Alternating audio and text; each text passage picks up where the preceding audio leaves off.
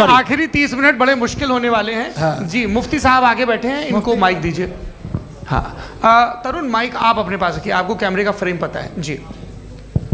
सबसे पहले दोनों को मुबारकबाद। एक सर अपना आप नाम बता दें। आप अमेरिका में शिकागो में रहते हैं, इतना मुझे याद है। बताया आपको, यासिर नदीम अलवाजदी मेरा नाम है।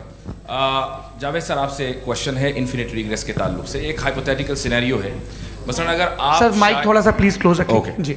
अगर आप शायर इसलिए हैं कि आपके कोई उस्ताद शायर थे, और वो इसलिए शायर थे कि उनके कोई उस्ताद शायर थे, और इसी तरीके से हम माजी में पीछे चलते चलते चले जाएं और कहीं ना रुके, तो माफ़ कीजिएगा आप कभी शायर नहीं हो सकते। लेकिन आप शायर हैं, आपका शायर एग्जिस्ट करता है, इसका मतलब ये है कि आप कहीं ना कहीं रुके हैं। तो मेरा सवाल ये है कि क्या आप इन्फिनिट रिग्रेस ऑफ कॉजेस को लॉजिकल फैलेसी मानते हैं या नहीं मानते? हाँ या ना?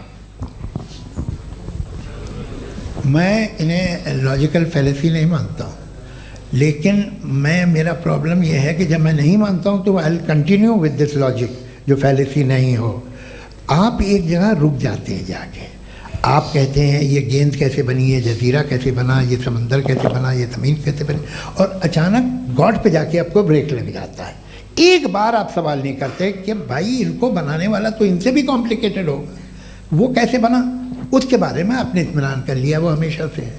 तो अगर आप उसे हमेशा से मानते हैं तो फिर ये मान लीजिए कि कायनात हमेशा से है, क्या तकलीफ?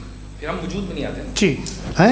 हम मौजूद नहीं। अच्छा सर क्यों नहीं होता? मैं बताऊंगा प्लीज प्लीज। जैसे मैंने मिसाल दी आपके शेर, आपका शेर कभी वजूद में ना आता अगर शायर इसी तरह चलते रहते हमेशा। जी माइक मेरे ख्याल से एक सेकंड, इन्फिनिट रिग्रेस का कॉन्सेप्ट क्लियर नहीं हो पाया, सर रहने दें, लेट्स मूव ऑन सर। ठीक है। हाँ थोड़ा सा मॉडरेटर का भी ख्याल रखें। नहीं आपने तो रखा है, आपने रखा है।